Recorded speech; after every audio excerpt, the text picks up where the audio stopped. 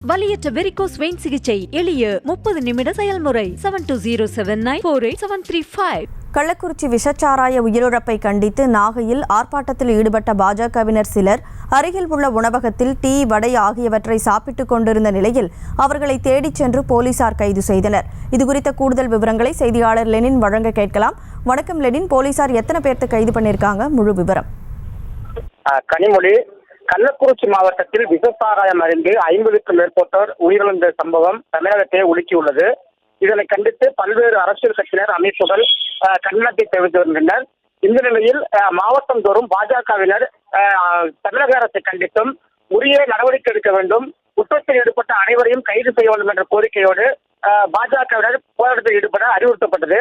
இந்த நிலையில் நாகை மாவட்ட பாஜக தலைவர் கார்த்திகேயன் தலைமையில் நாகை அவுரித்தலில் போராட்டத்தில் ஈடுபடுவதற்காக பாஜகவினர் ஊர்வலமாக வந்தனர்.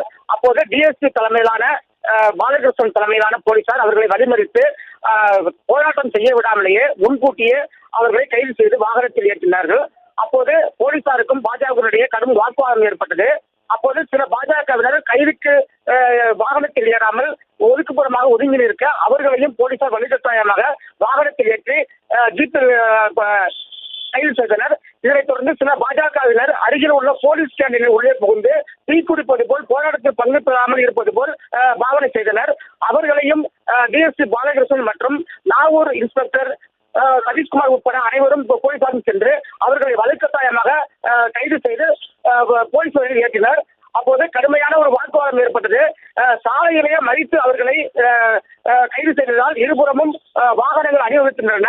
இதனால் போலீசாரை கண்டித்தும் கண்டன கோஷங்களை எழுப்பினர்.